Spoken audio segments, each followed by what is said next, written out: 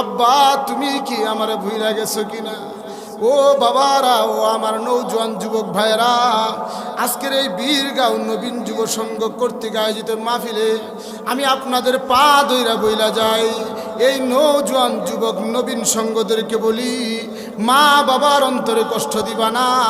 মা বাবা যদি অসন্তুষ্ট থাকে, তুমি এরকম মাহফিল 1 কোটি করাইলেও লাভ নাই। কথা কোন ঠিক কিনা? ভাইরা আমার, বন্ধুরা আমার, মা বাবা ঈদের সময় না পুরাতন স্যান্ডেলগুলোকে তার দিয়া বাইন্দা বাইন্দা পিনছে, সন্তানরে নতুন জুতা কিনা দিছে, নতুন জামা কিনা দিছে। ওই জনম দরদি বাবা না জানি আজকে কার অন্ধকার কবরে শুয়ে আছে। জনম দরদি মা আপনারে আমারে কত কষ্ট করে লালন পালন করছে।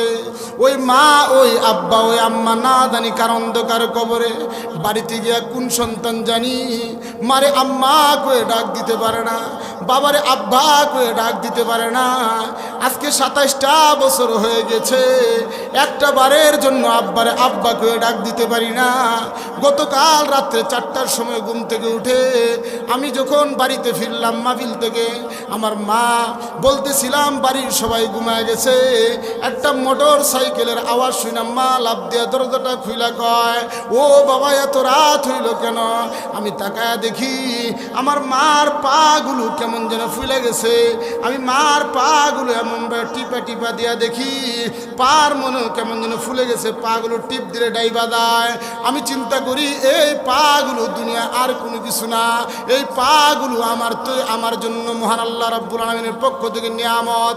এই পাগুলো একদিন আমার সামনে থাকবে না, এই মা আর একদিন আমার জন্য ঘরের দরজা খুলবে না।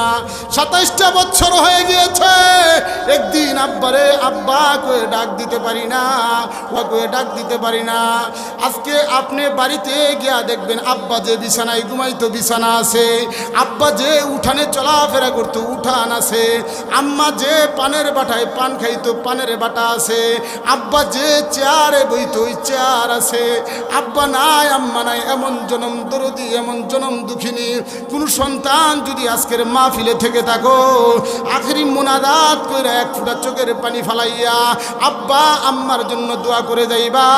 চোখের পানি নাকের আগায় আসার আগে আগে আব্বা আম্মার কবরের আযাব আল্লাহ মাফ করে দিব। কোন সুবহানাল্লাহ।